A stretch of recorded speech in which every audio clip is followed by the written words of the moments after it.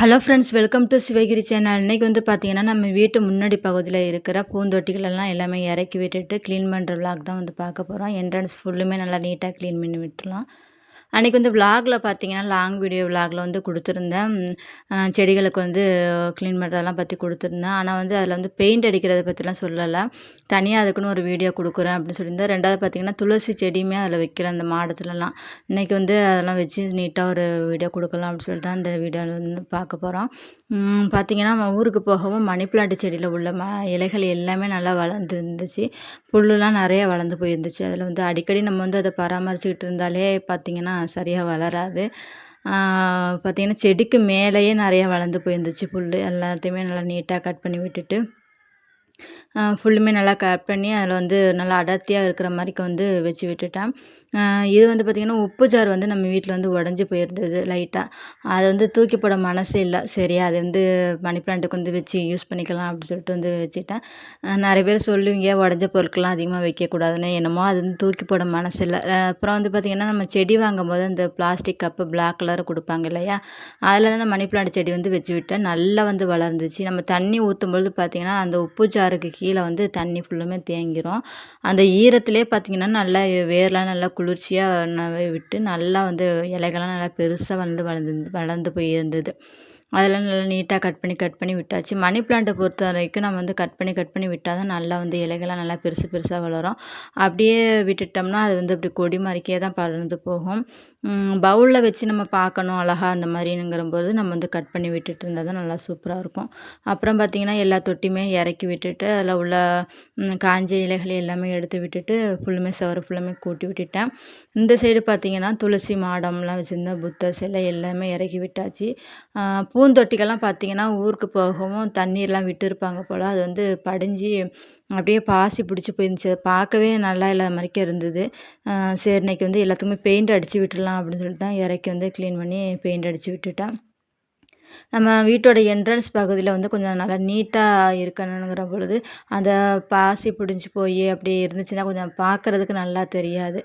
வீட்டுக்குள்ளே வரும்போது ஒரு நெகட்டிவான ஒரு எண்ணம் வர மாதிரி இருக்கும். கொஞ்சம் நம்ம செடிகளை பொறுத்த வரைக்கும் பார்த்திங்கன்னா, வாரத்தில் ஒரு முறையாவது வந்து அதை வந்து நம்ம க்ளீன் பண்ணி விட்டுக்கிட்டே இருக்கணும். அந்த பழுத்து போன இலையா இருக்கட்டும், ஒரு பூவாக இருக்கட்டும், அது வந்து நம்ம அடிக்கடி க்ளீன் பண்ணி விட்டுட்டு இருந்தால் தான் கொஞ்சம் பார்க்குறதுக்கு நல்லாயிருக்கும். நமக்குமே டைம் ரொம்ப சேவ் ஆகும். மொத்தமாக எல்லாத்தையுமே சேர்த்து ஒரு வேலையா நம்ம பார்க்கும் பொழுது ரொம்ப கஷ்டமாக தெரியும்.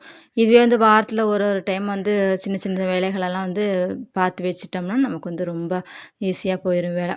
அப்புறம் இந்த சைடு வந்து பார்த்திங்கன்னா, இது பேர் தெரிஞ்சால் சொல்லுங்கள். இந்த குரோட்டன் வகையை சேர்ந்தது தான். தென்னை மரம் மாதிரிக்கவே இருக்கும். இலைகள்லாம் பார்த்திங்கன்னா, ஃபுல்லுமே வளர்ந்து போய் தொங்கி போய் கிடந்துச்சு எல்லாம். சரி, அதையுமே ஒரு கயித்த போட்டு கட்டி விட்டுடலாம் அப்படின்னு சொல்லிட்டு கட்டி விட்டுட்டேன். தூசி படிஞ்சு போயிருந்துச்சு அந்த இலை முழுதுமே. அது எல்லாத்தையுமே நல்லா வந்து க்ளீன் பண்ணி விட்டுடலாம் அப்படின்னு சொல்லிட்டு தான் பார்த்திங்கன்னா, நல்லா நீட்டாக கட் பண்ணி விட்டுட்டேன். அப்புறமேட்டு ஃபுல்லுமே எல்லாமே ஓப்பன் பண்ணி விட்டுட்டு எடுத்து நல்லா க்ளீன் பண்ணி காய வச்சுட்டேன் வெயிலில். ஏன்னா வந்து அந்த க்ரீன் மேட்டு போட்டிருந்தேன். அதில் வந்து செடிகளில் உள்ள மண் ஃபுல்லுமே இறங்கி இறங்கி அப்படியே கருப்பு கலரில் மறிக்க ஆயிடுச்சு. அப்படியே அழுக்கு படிஞ்சு போயிருந்து. அது நல்லா சோப்பு போட்டு நல்லா வாஷ் பண்ணி வெயில் அடிக்கும்பொழுது நல்லா காய வச்சுட்டேன். இந்த சைடு பார்த்திங்கன்னா, தென்னை மரம் அந்த செடி இருக்குது இல்லையா, தென்னை மரம் மரிக்க குரோட்டான், அதுக்கு ஃபுல்லுமே மேலே தூசி படிஞ்சு போயிருந்துச்சு. ஒரு சின்னதாக பாத்திரத்தில் தண்ணி அள்ளி அதையுமே நல்லா கழுவி க்ளீன் பண்ணி விட்டுட்டேன். இந்த பெயிண்ட் வந்து பார்த்திங்கன்னா, சக்திமான்னு சொல்லிட்டு ரொம்ப நல்லா இருக்குது. இந்த தொட்டிலாம் வந்து பார்த்திங்கன்னா, வாங்கி ஒரு 6 வருஷத்துக்கு மேலேயே ஆயிடுச்சு. ஒன் டைம்லாம் வந்து பார்த்திங்கன்னா, மல்லிகைப்பூ செடியோ என்னமோ வச்சுருந்தேன் இதில். அது வந்து நல்லா வளர்ந்துக்கிட்டு இருந்துச்சு. அப்புறம் வந்து தொட்டி சரியில்லையே அப்படின்னு சொல்லிட்டு மண்ணெல்லாம் எடுத்து வேறு தொட்டியில் வந்து மாற்றி வச்சேன். அது வந்து சரியாக வளரலை. அதுலேருந்து பார்த்திங்கன்னா, சரி தொட்டிலாம் அதிலே இருக்கட்டும், எந்த செடி வச்சாலுமே அப்படின்னு சொல்லிட்டு விட்டுட்டு அப்படியே விடும்போது நல்லா வளர்ந்துட்டு இருந்துச்சு. சரி, அப்படியே அது ஒரு பெயிண்ட் மட்டும் வாங்கி அடித்து விட்டுலாம் அப்படின்னு சொல்லி தான் பார்த்திங்கன்னா, அந்த பெயிண்ட்லாம் வாங்க ஆரம்பித்தேன். நான் வந்து வீட்டில் சொல்லியிருந்தேன் பெயிண்ட் வாங்கிட்டு வாங்கன்னு சொல்லிட்டு. நான் வந்து இந்த டார்க் மெரூன் இருக்கும்ல, அந்த காவி கலர் பவுடர் கலர் இருக்கும்ல, நம்ம பூந்தொட்டி வாங்கும்போது அந்த கலர் இருக்கும், டார்க் மெரூன் மாதிரி. அந்த கலரில் தான் பெயிண்ட் வாங்கிட்டு வாங்கன்னு சொல்லியிருந்தேன். அப்புறம் எங்கள் வீட்டில் பார்த்திங்கன்னா, இந்த கலர் வாங்கி கொடுத்தாங்க. ரொம்ப நல்லாயிருக்கு. அது அடிச்சிருந்தா கூட இவ்வளோக்கு நல்லா இருக்குமா என்னன்னு தெரியலை. ரொம்ப டார்க்காக ஒரு மாதிரி தெரியும். இது வந்து சூப்பராக இருக்குது. அந்த புது தொட்டி வாங்கினோம்னா எவ்வளோ ஃப்ரெஷ்ஷாக இருக்குமோ அதே அந்த க க லுக்கை வந்து இந்த கொண்டுட்டு வருது. அதுவும் ஏதோ ஓரளவுக்கு முடிஞ்ச அளவுக்கு 7 வருஷம் தாங்கிருச்சு. பெயிண்ட் அடிச்சு அடிச்சு விட்டுட்டேன். பார்ப்போம் இதுக்கு மேல எப்படி ஏன்னா உள்ளுக்குள்ள உள்ள அந்த ஃபுல்லுமே தண்ணி ஊறி ஊறி அப்படியே ஒரு மாரி பாசி பிடிச்ச மாரிக்கவே ஆயிடுது. அதுவும் ஒரு அளவு தானே தாங்கும். நம்மளும் போட்டு பெயிண்ட் அடிச்சு அடிச்சுக்கிட்டே இருந்தோம்னா சரி வராது. இருந்தாலும் வந்து இப்போ புதுசா 1 வருஷம் 2 வருஷம் தான் தொட்டிலாம் வச்சிருக்கிறீங்கன்னா, தாராளமா யூஸ் பண்ணலாம். 2வது நான் வந்து ஊருக்கு போகாம வீட்லயே இருந்தேன்னா நல்லா பராமரிப்பேன். அடிக்கடி வந்து பாசி பிடிக்கலாம் விட மாட்டேன். இப்போ கிட்டத்தட்ட 1 1/2 மாசத்துக்கு மேல நான் அம்மா வீட்ல போய் இருக்கவும் பார்த்தீங்கன்னா, நல்லா அந்த தண்ணி ஃபுல்லுமே ஊறி அப்படியே பாசி பிடிக்க ஆரம்பிச்சிருச்சு.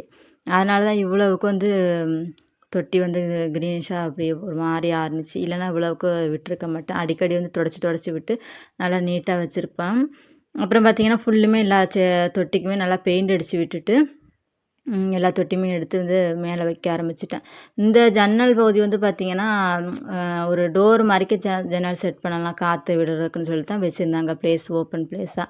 நான் வந்து பார்த்தீங்கன்னா, எல்லாத்தையும் போட்டு அடைச்சிக்கிட்டு இருக்க வேணாம், ஒரு செடிய வச்சு விட்டுருவோம் அப்படின்னு சொல்லிட்டு தான், மேரேஜ் ஆன அந்த புதுசுல வந்து சின்ன சின்னதா ஒரு செடிலாம் வச்சு ஆரம்பிச்சேன். அப்புறம் இந்த கிரீன் மேட்லாம் போட்டு கொஞ்சம் ஓரளவுக்கு வந்து அந்த இடத்த வந்து கொஞ்சம் எனக்கு தெரிஞ்ச மாரி வந்து அழகுபடுத்தி வச்சுக்கிட்டேன்.